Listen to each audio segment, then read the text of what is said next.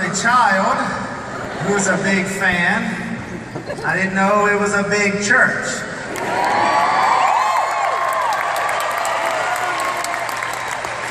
So, I thought we'd do something different. Thought I would sing you happy birthday. All right, y'all ready? Happy birthday to you. Happy birthday to you. Happy birthday, New Hope Church that loves Jesus. Happy birthday to you. Give God an applause.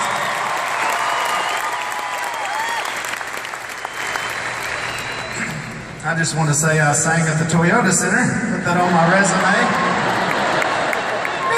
Check.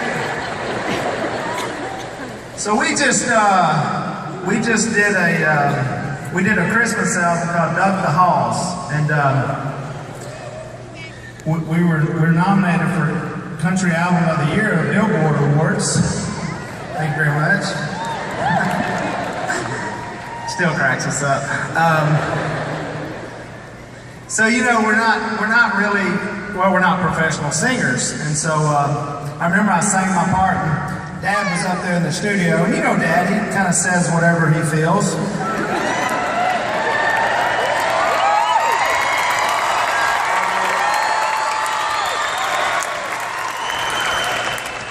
So I come out and I said, Dad, what'd you think? You know, I just sang, I think it was Harry Christmas, and what'd you think? He said, well, Bob Dylan couldn't sing either, and he did all right. Thanks, Dad. So here's the deal. I was singing whenever I was young.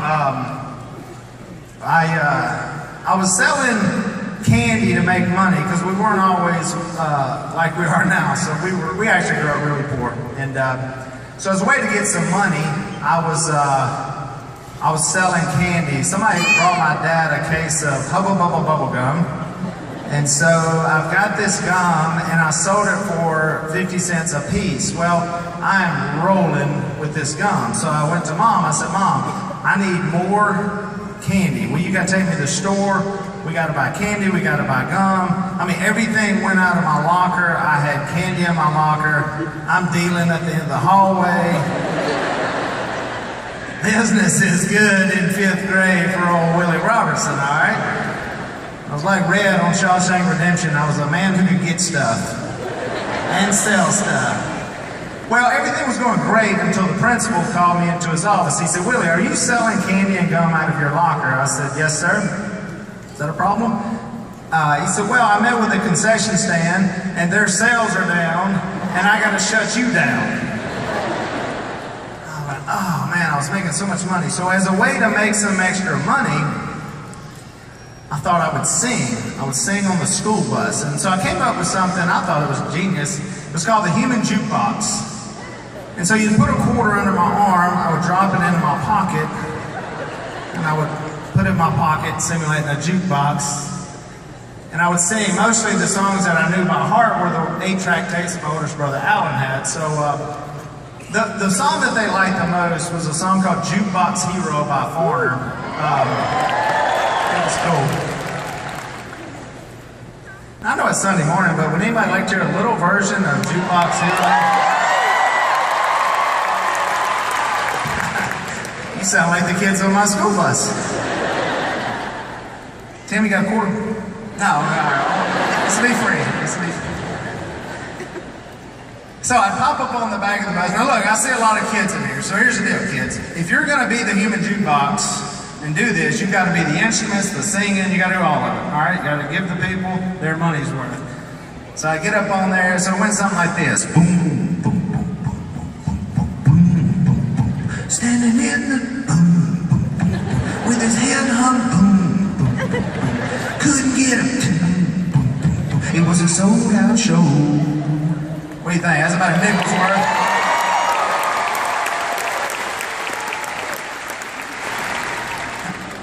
You may not think that's cool, but on a 2-hour bus ride, that's cool as heck, okay? The girls, they liked it. So I kept doing it. Right about that time was when Miss Norma Jean, our bus driver, would look up in that mirror and see me standing up on the back of my seat, and she says, "Willie, just sit your butt down." And I take it to the aisle. "Brother, roll over to the crowd. We got people to the seat." I was in Los Angeles right after the show had come out, and I look over there. And I see, I was at a restaurant, and I see Guy Fieri, the cook, and I was like, "Oh my goodness, there's Guy Fieri." And so I waited till we got through eating, and I walked over. I was like, "Hey, Guy, I'm Willie Robertson. We got a new show called Duck Dynasty, and yeah, I'm a big fan, and nice to meet you." He said, "Yeah." He said, "I watched your show. That's great." He said, he had this dude standing beside him, long hair, sunglasses on. It's like 10 o'clock at night, and he said, "I want to meet you. This is Kelly Hansen. He's with the group Foreigner."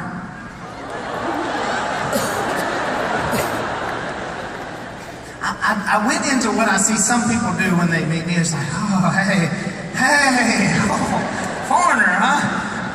When I was in 5th grade, I used to do this human jukebox. I was like, boom, boom, boom, boom, boom, boom, boom. This guy did not move a muscle. He's just standing there staring at me. I went, "Anyway, big fan, nice to meet you. Nice to meet you again." And he said, "Was that when you were peeing the bed?" I'm like, "What? You watched the show!" He said, "I've never missed an episode." I was like, "Yeah, Foreigner watches Duck Dynasty." I'll tell you what, God has certainly been good to us and this family. People say, "Willie, boy, congratulations, you guys are so successful." And success is something that I've thought about a lot. And what makes us successful? Why us? Why this family? Why? Because I know a lot of people, and maybe they don't have the financial success and all that. Are they successful? What exactly is success? So, the Robertson family uses this as our guide. This is my Bible, and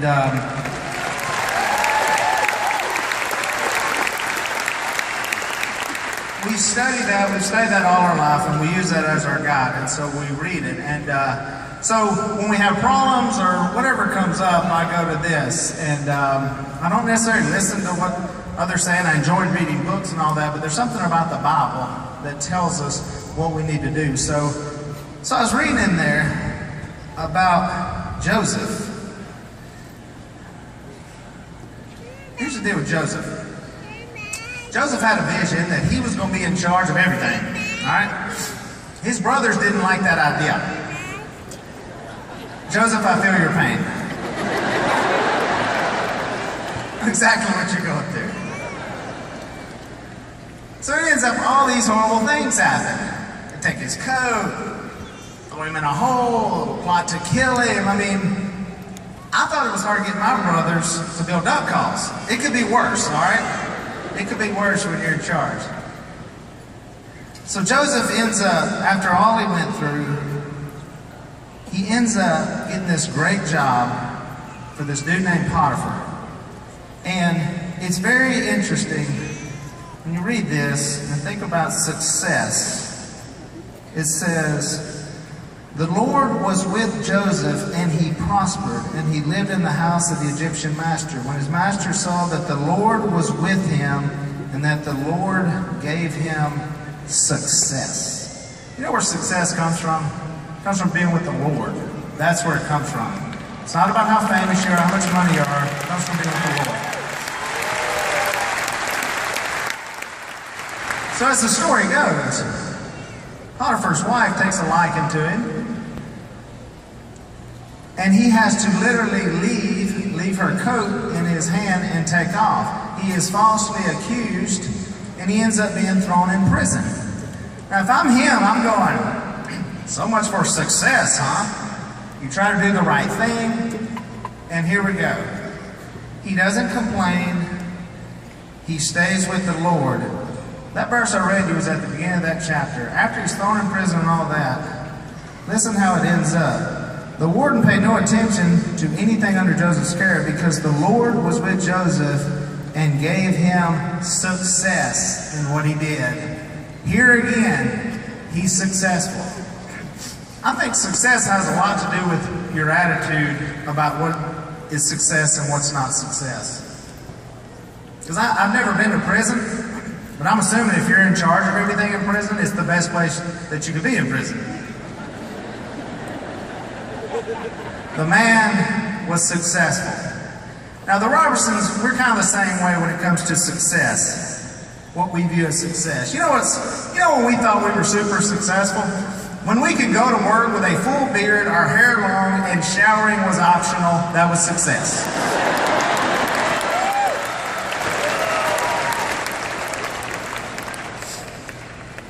My daughter Sadie has a clothing line. She was actually on Fox and Friends this morning talking about that.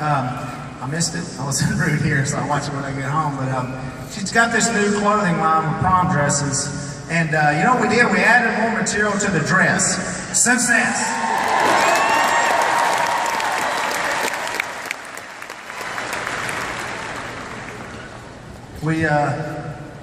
We think it's successful for us to be able to go all over the country, all over the world actually, and use this platform of a TV show to spread the gospel of Jesus Christ. To us, that's success.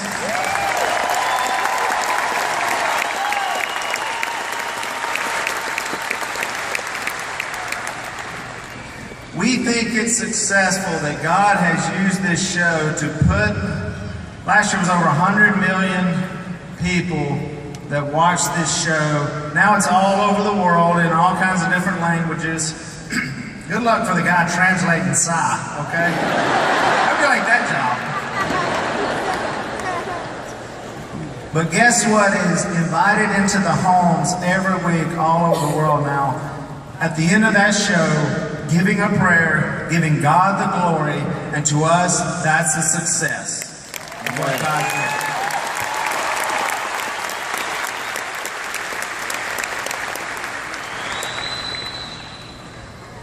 I was in Louisville Friday night and at a church, and so as I was leaving, somebody handed me this card, and it's from a little girl. And I was just reading it a while ago. It was in my Bible, and I got tickled reading it. It says, "Dear Mr. Willie, I love your show. My name is Ella. I am 8 years old. This is a dream come true. Thank you for this chance of a lifetime. You are a hero to my family. God bless you. Happy Easter, love, Ella. You are in my prayers." It's sweet, isn't it? Getting these notes. Dream of a lifetime. P.S. A real dream come true is if I got a phone call from you and she leaves me her phone number. I'm like, what happened to the dream come true? Now she'll send me an email saying, "Our real dream come true is $1,000 from you, of course."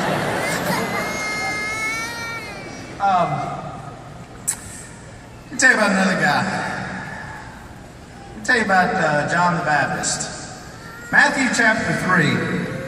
We got a guy coming out of the woods called wilderness.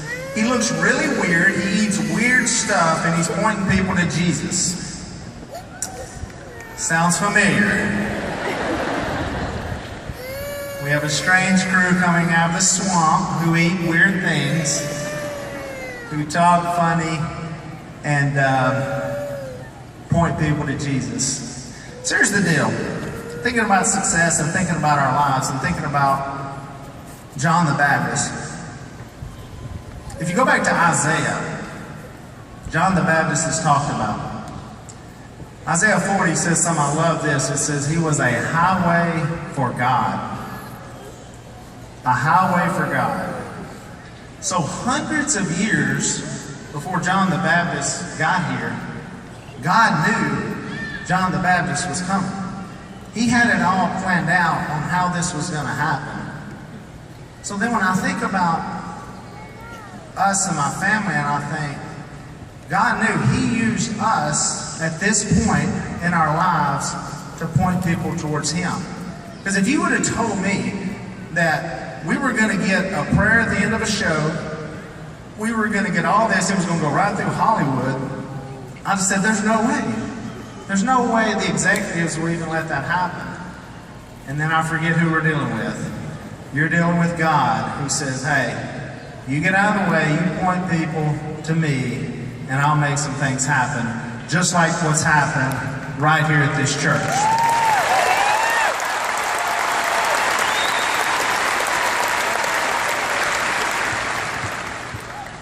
So we feel strongly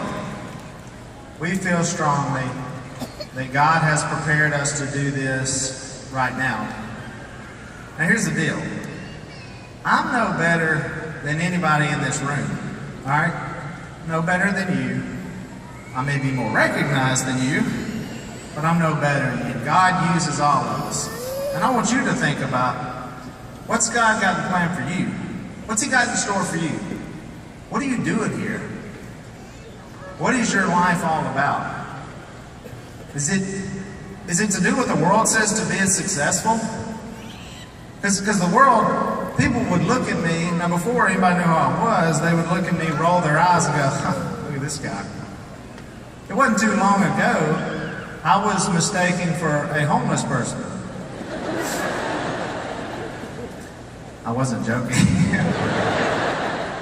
I'm sitting on the curb in Murfreesboro, Tennessee at a Walmart, and I'm in the RV, and I'm waiting on the guy who drove it to come out of Walmart. The door's locked.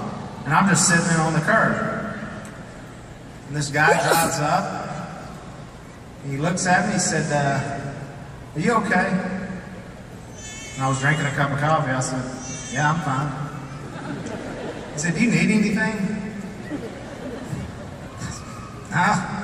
I don't need anything. I'm good. He said, do you need any food?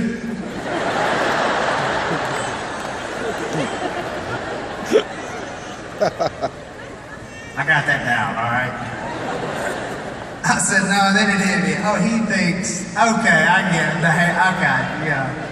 Well, and I actually I thought, man, this guy's trying to, he's trying to help somebody. So he looks over at the RV. Now, it's the one that's been on the show. There's a picture of me about 10 foot tall on there with my family.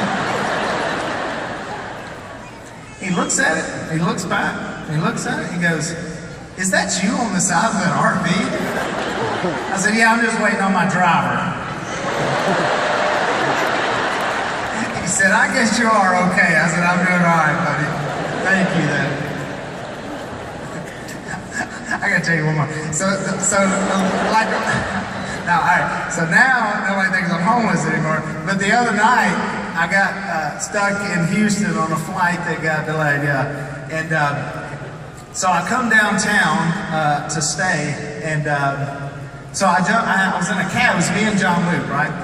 So I'm totally not expecting him to stay. I don't have a lick of cash on me. And I asked the lady, I said, does he take a card? And she said, oh, yeah, you're good. So I get here, and there was a language problem with me and the driver. And so I'm like, here's the card. And he says, it's not working. And so I'm like, well, it should work. And so the door opens up, and I'm going through every card in my deal. Well, there's some fans of the show that have come up, and they're like, Willie, hey. And then one of them says, Willie, do you need some money? And I'm like, no. I got this. I don't need, and they're bringing out money, but actually I'm thinking, I actually may have to get that money. So I'm like, John, do you got any money? He's like, Dad, I ain't got no money. I'm like, shoot, this is really embarrassing that I'm fixing to have to borrow money from someone. And actually the bellman he said, no, I got it. So that was right up the road here in Houston. But things have changed, and things have changed for us, and God has certainly blessed His family. We think about John the Baptist, and we want to be the same way. I want to be a highway for God. Do not look at me and do not worship me. Do not worship our family. And if you see anything attractive about us and our lives and our marriages and our children and what we do and what we say, it all comes from God. We're not that great a people. It all comes from Him. That's why we do what we do.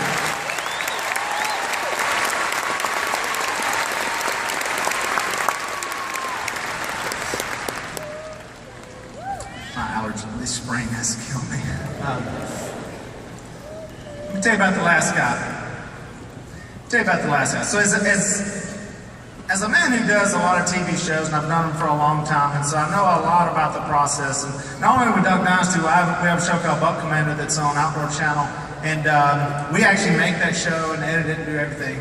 I know that good shows have great editors, all right? If you watch just all the raw footage of us just sitting around our house, believe me, it's not that entertaining. But when you put the right situations and capture right and edit them right and edit out all the stuff that doesn't need to be there, you have a great, beautiful show. Actually, the most watched show in the history of reality TV is Duck Dynasty, believe it or not.